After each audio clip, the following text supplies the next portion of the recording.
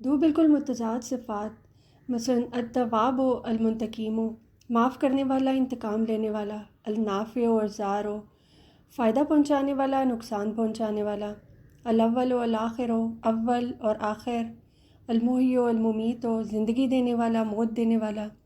ان کے درمیان درجہ بندی موجود ہے۔ ان کی مثال جس طرح کار کا انجن کا تھرمامیٹر ہوتا ہے، اس کی دو انتہائیں ہیں، ایک بہت گرم اور ایک بہت سرد۔ یہ اعلیٰ بتاتا ہے کہ دونوں سرے ایک ہی فعل کے دو انتہائی مقامات ہیں۔ اللہ کے نام صرف اس فہرست میں درج ناموں تک ہی محدود نہیں ہیں۔ اسماء حسنہ اللہ کی کل صفات کا احاطہ نہیں کرتے۔ جس طرح اس کی ذات کی نیرنگی بے حساب ہے، اس کے نام بھی بے شمار اور لامحدود ہیں۔ لیکن اس کے باوجود یہ حقیقت ہے کہ اسماء حسنہ اللہ کے ناموں کے ناموں میں سے بہترین نام ہے۔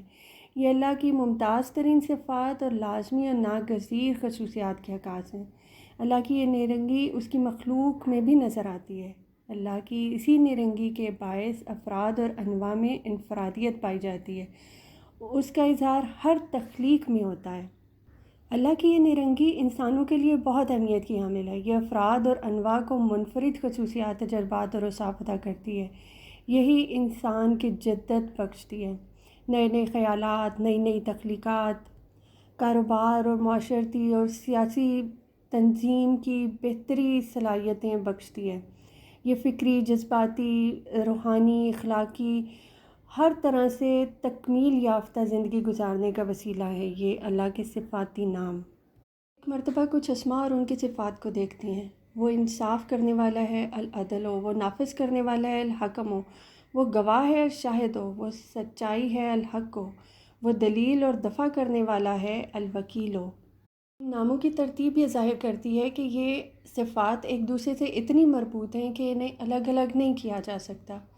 جیسے گواہ کے بغیر حق قائم نہیں ہو سکتا، اور نافذ کرنے والی قوت کے بغیر عدل قائم نہیں ہو سکتا۔ یہ صفات ایک دوسرے سے اس طرح مربوط ہیں جس طرح کے سائنس کے ایلیمنٹس، جن کے کسی ایک حصے کو دوسرے سے الگ کر دیا جائے تو وہ اپنی پہچان کھو دیتا ہے۔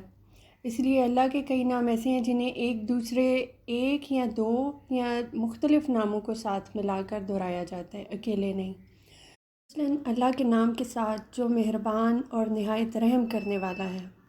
اسی طرح الواسع، محیط کل، الجامع، سب کو جمع کرنے والا، الحق و سچ، اور العدل و انصاف، باہمی مربوط اور ایک دوسرے پر منحصر صفات ہیں جو ایک جامع حقیقت کی طرف اشارہ کرتی ہیں۔